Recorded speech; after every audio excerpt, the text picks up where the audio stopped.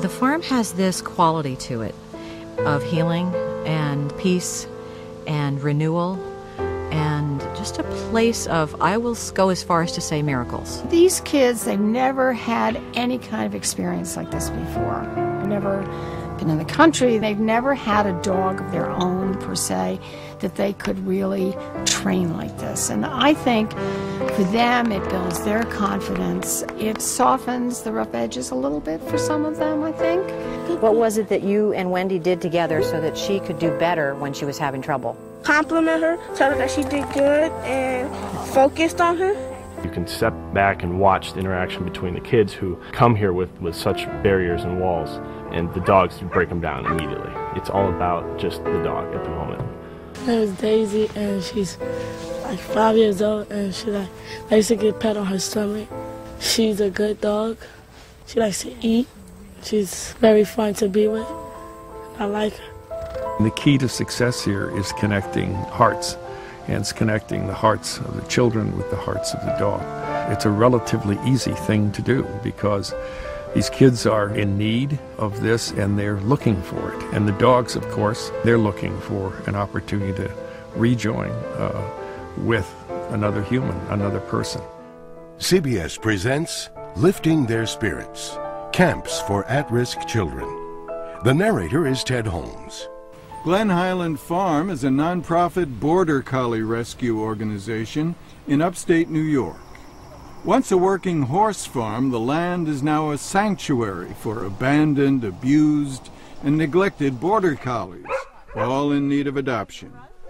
We have border collies here in rescue that are generally high energy and generally very intense. We get a spectrum of dogs because they have come from odd situations, a lot of them, where somebody's thrown them in the basement because they can't handle the energy, or put them in a crate for 15 hours because they don't know what to do to manage them, or they haven't met their needs emotionally. These dogs want a job. They want to be connected to someone. Since 2001, the farm has rescued and placed nearly 900 dogs into loving homes.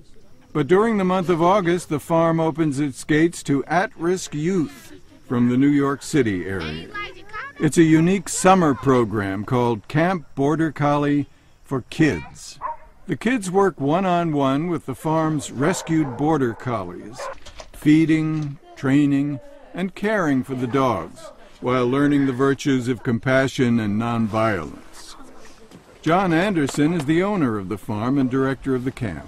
We are quite aware of the fact that animal-assisted therapy has worked with in prisons and in hospices. So we knew that the animals could help the children who were living in distressed and difficult situations. And we were quite familiar with what border collies were capable of, because we came here with, I think, 6 at the time of our own, 2 of whom were ultimately therapy dogs. The program is a welcome reprieve from the harsh reality of their everyday lives.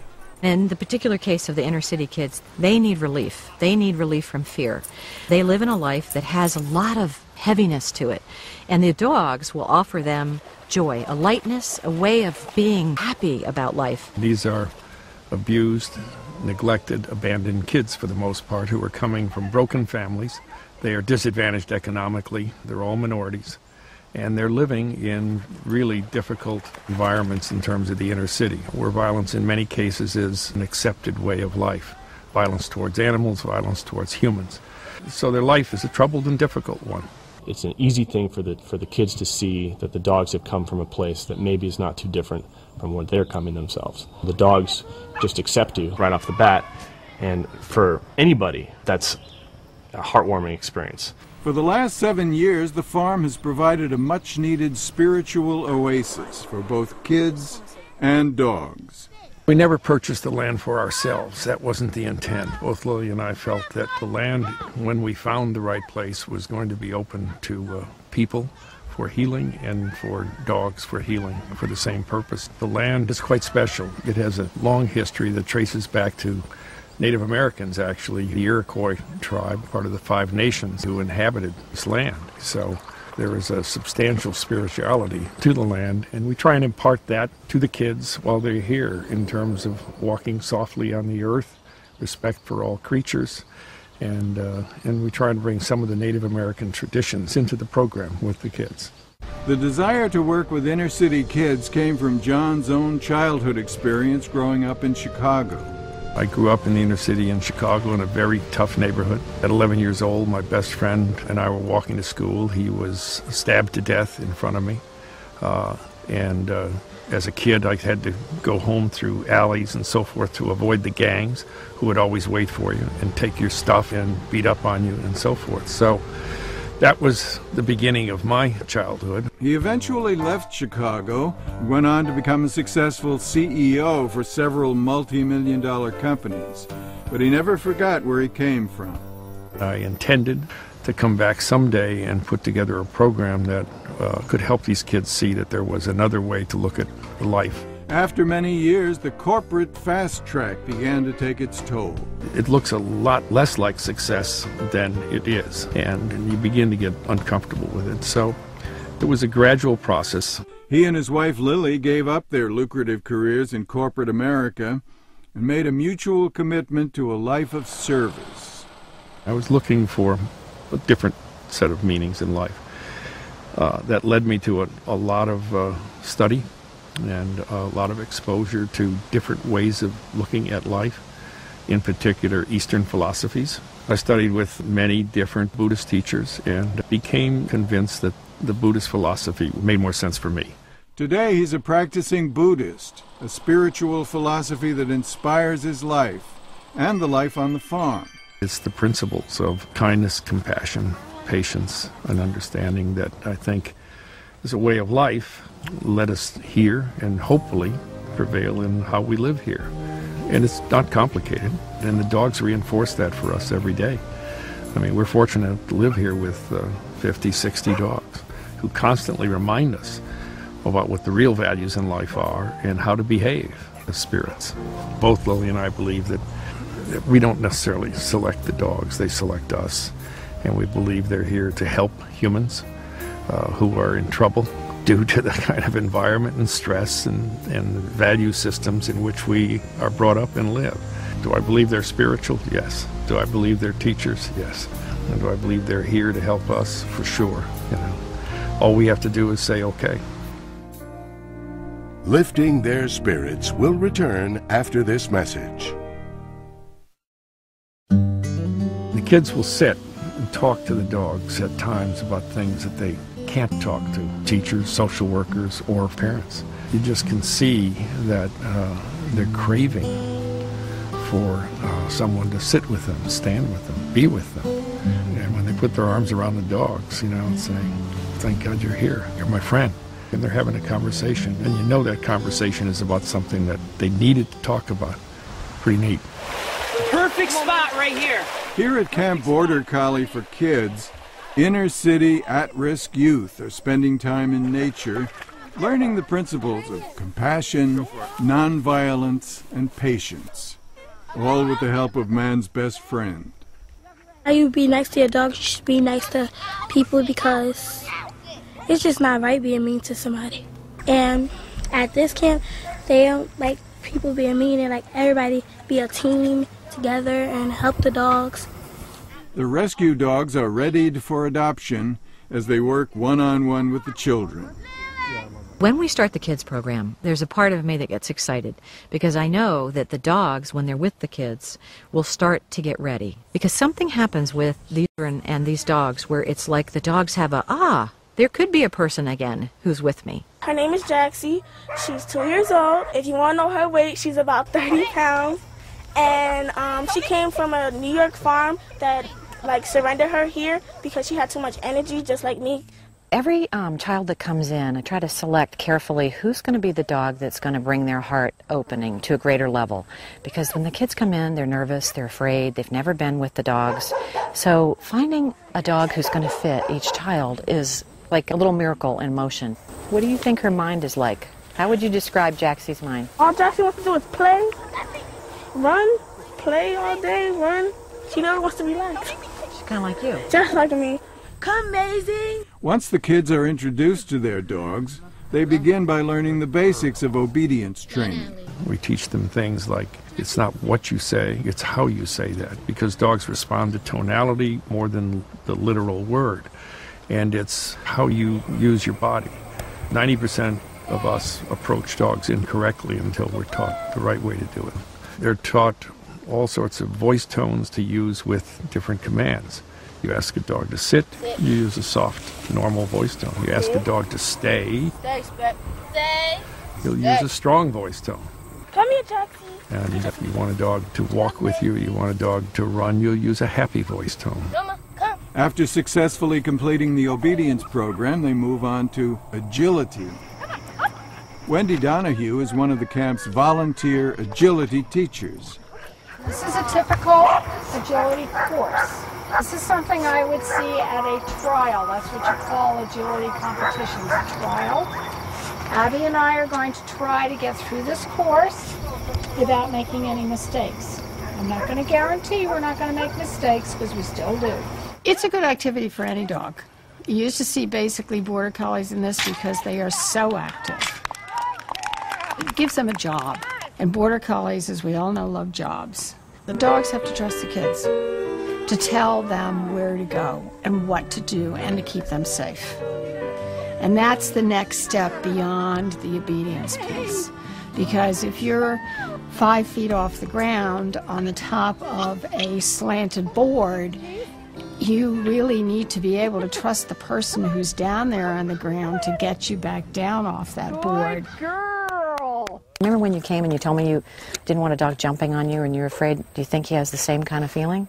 Yes. Yeah. So you will be so important for him. Because right now, if I send him to somebody in a home who tried to make him do something too fast, what do you think would happen? He'd be afraid. He'd shut down. Totally. Doesn't matter if he does anything perfectly, but just think he's learning about trusting you. It is very, very scary for the dogs in the beginning to do these things because they move, they wiggle, they have to take their feet off the ground. Any dog doesn't like to do that kind of thing. So it's a lot of patience, it's a lot of treats, a lot of rewards, a lot of encouragement from the children. So what do you think's most important that you're going to need to do with Wendy, with him, while you're here? Just being a support system for him and let him know that it's okay. These rescue dogs are gaining such confidence through this. And it's going to help them to gain a new home, gain the right home for them from now on.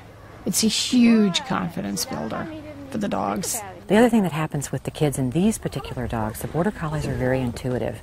They're bred to work with a person, so they intuit what these kids can handle, and they're not going to overwhelm them. And so the pairing is important, and the dog breed is helping also. What else do you think made a difference for her to decide to do it? You see when she looks at you? Remember when you had to go in the tunnel? Yeah. She wasn't coming through, was she, for Wendy? No. So what was the difference? I went in there. And why did it matter, do you think, to her that you were in the tunnel? Because she knows me really well, and so she'll answer to me when I give her request. Yeah. And what does she know about you besides knowing you? It's not just knowing She you. knows me, that I love her. Do you? Yeah. Yeah, I know you do. My big thing was I was going to be a teacher, and I am a teacher, but I am assisting the master teachers, these spirits in fur. And the more you spend time here watching them work on their people and work on these kids, the more you just realize how little you understand as a human. Is this the kind of dog that you were with before you came to camp? No. What was the kind of dog and what happened before? Rottweiler, and bit me on the side of my face. Ah. So is this a different way to understand dogs? Yeah. So what did you figure out between this dog and the other experience? What do you think? I used to thought they were aggressive and they would try to hurt you, but they're really calm though. They're really calm creatures. You just gotta know the right things to say to them. Do you think now you might be a little more comfortable with her? Yeah. Yeah. So what changed in you? I opened my heart for them. Like I tried to understand them. Right. Right. Their biggest connection is, of course, to their dog, and the next one is to their counselors. They feel comfortable in talking to them about things that they probably don't feel comfortable talking to their guardians or their grandmother or their mother about. They're also there to supervise all the activities and make sure that all the behaviors are appropriate. Our counselors are very, very dog savvy. They love dogs, and they all live with dogs, many dogs. So they're able to guide the children through the process of joining with the dog, and that's the most important. John's eldest son, Justin, is head counselor and head chef. He gave up a blossoming career in the corporate world to volunteer for the kids' camp. It's just an extraordinarily rewarding thing for me. And it was so clear as to which was more healthy, more rewarding. And I can see that I make a difference in, if it's one child's life or all of them, that means a lot to me. Kim Siemens is the counselor for the girls. It's my first year doing kids camp. I've been at the farm for 4 years teaching at the adult camp doing Frisbee training. At home I work with dogs daily doing in-home boarding and training. I really like the interaction and just allowing the kids who came here absolutely terrified of dogs to see them grow and to realize that the dogs can be really cool. John's youngest son, Cameron, is the boys' counselor and assistant caretaker of the farm. I like to watch the kids when they come for the very first day, and when they get here they want to go home because there's no TV or video games. But by the end of the camp they don't want to leave at all. The biggest challenge for me is the interaction with each other. I was expecting the fears of the animals, fears of the dogs. It's the one-on-one with each other that I've been finding the most difficult. These kids come from really, really rough backgrounds, and they think that it's only violence that'll get them through. The way to succeed in that environment is to look tough, be tough, act tough, behave tough. They very seldom have exposure to a situation that shows that you can solve problems with compassion, kindness, understanding, and patience. Those are not watchwords of the inner city child. They've learned some teamwork skills, working together with people that they're not too comfortable with, even if they don't like each other, that they've learned how to work things through and get together and cooperate a little bit better than that. We're looking for transformation here, and we understand that these kids are coming in with behaviors that are going to be difficult. We're going to try and work through that because it's part of the growth, and it's part of our growth also. Every dog that's been in the rescue program with the kids that's gone through that has been adopted almost immediately after the program. Today, Stefan's rescue dog Daisy has found a new home. Kathy and Ron, this is Stefan Purdy from Manhattan. And he has been working with Daisy all week in both obedience and in agility.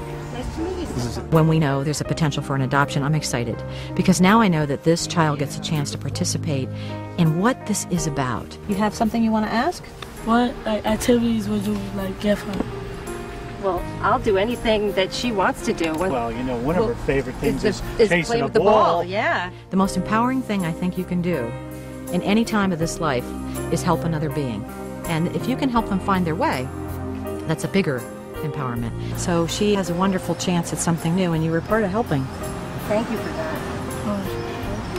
When the kids come in, I ask each of them in the group, are you willing to help me let these dogs remember that they belong with someone? Because they've been cast off, they've been abandoned, they've been neglected, like almost all the kids, not all of them that are in the program, but many of them. What was your favorite thing about Daisy?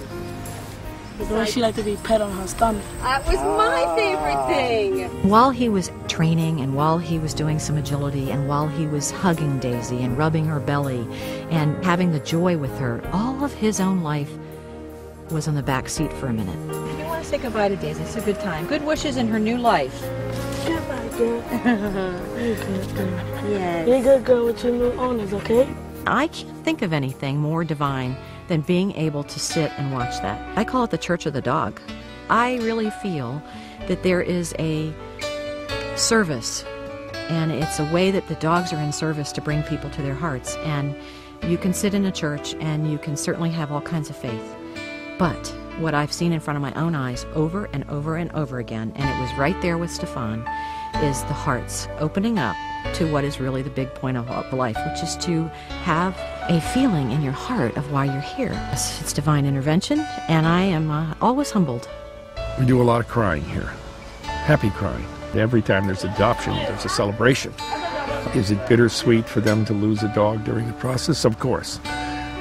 But they understand that that's what really is the ultimate goal here. Lifting their spirits will return after these messages. I think I intuitively knew this camp would be successful. I knew what it was like to be an inner city kid. I can remember what it was like the first time I had a dog. I can remember what it was like the first time I saw a forest and a lake. So the whole concept of nature, dogs, kids is foolproof. Since Camp Border Collie for Kids first began in 2001, over 200 children living in at-risk communities around New York City have come through the program. Camp Border Collie is a great camp, and I like working with the dogs and hope to come back next year. We've talked to the principals of some of the schools they've been at, we've talked to the parents, we've talked to their social workers, and they will use statements like life-transforming experience. That's a big statement. First of all, I'd like to thank every counselor, especially Justin, John, and Kim, because they spoke to me a lot like a mentor. Before I came to this camp, I was afraid of dogs. But ever since I came to this camp, I have a whole new mindset. Now I'm still not totally comfortable with dogs, but I can really try to understand a dog and know that they're smart. So this was one of the best experiences of my life, and I enjoyed my stay at Camp Border Collie. And these kids write to us and talk to us years after they've been here. And you can tell that they're different than what they were when they came here. So it works. And a part of it continues with them, we're sure. My experience here at Camp Border Collie was phenomenal. I learned how to be more responsible for my actions. Among all the arguments between us girls, we all learned how to stick together through rough times and sad times. I will remember these 10 days for the rest of my life. It really helped me get over my little fear of dogs getting in my face. Like I wasn't scared of them, but I just don't like it when they get in my face. But now I'm not afraid to let no dog lick me, and I know how to approach a dog properly. So I won't be intimidated by a dog at all. The camp is free, but like the farm, the program must rely on grants and private donations in order to survive. Gina Garubo is the farm's primary fundraiser for the kids program. I think one of the most appealing things about giving money to the kids camp is sometimes people have an opportunity to give money to a big cause and they never know where the money goes, and they know exactly the specific kids that this is benefiting and the dogs that it's saving, so it's really magical. With the last day of camp comes an opportunity for celebration. Yes! An agility demonstration highlights new dog training skills. Put this on your wall, you are now a dog trainer, you can make a fortune. Well, maybe not a fortune, but you can do a lot of good work. And a graduation ceremony recognizes the kids for shepherding their rescue dogs to a happier life. The biggest winners may very well be the rescue dogs that you were assigned. Because of your dedication, your compassion, and your hard work, all of you have given the rescue dogs an outstanding chance of a new life. A better life than from where they came. It's a moment of significant recognition for who they are in here, you know, and what they've accomplished here with their dogs. Halima, when you came to camp, you were a little bit defensive and you dealt with some of your problems by getting a bit physical. But after spending some time with the dogs, you've learned that patience and kindness is a much better way to communicate your feelings. And this shows in your interactions now with your peers, and I hope that this is something that you can take home with you. Good job. Sharon, you came here with an open mind and ready for your dog. Your dog skills were very weak and needed some help. You now are an excellent trainer. You've helped Ray get one step closer to his forever home. He will never forget you for that, and I'm sure you won't forget him either. We don't delude ourselves into thinking that we have actually transformed a life completely here. What we hope we have done is given them an opportunity to see life differently, their life differently, and to actually get a glimpse of themselves that's different than what they might have said they were before they came here. Feel your dogs with you forever. Because even if dogs don't live with you, they're with you. Anytime, when you're laying in bed at night or you're in your room and you're scared, you can close your eyes for a minute and really feel your dog. So when you see the dogs that are growling and biting and scared, say a prayer for them, will you? And when you see the animals that are being hurt, one of the things you can do is open your heart and tell them that life will be good again at some time.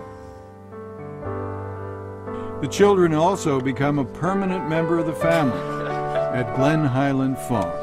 For the rest of your lives, you will always be a part of this family, which means our hearts will be connected to your hearts, and your hearts will be connected here to us, the dogs, the work. You're welcome to come back here anytime for the rest of your lives.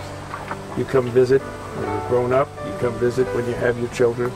This is like another home for you, and you're part of the family here. Someday we'll be sitting here and 1,000 children will arrive at the same day with all their children and say, you know, you told me, you know. 200 acres, we can handle that, you know.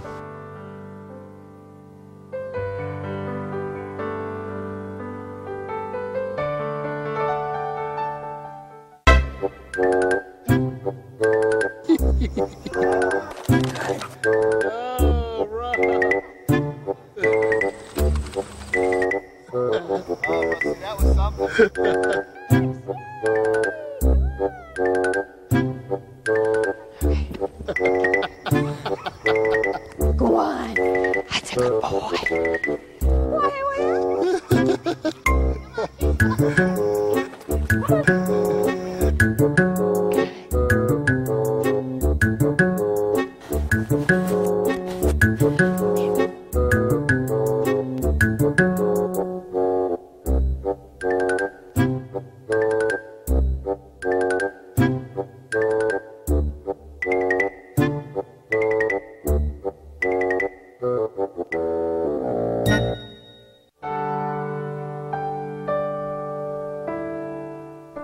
To purchase a videotape of the CBS Religion special, Lifting Their Spirits, please call toll-free 1-800-494-6007.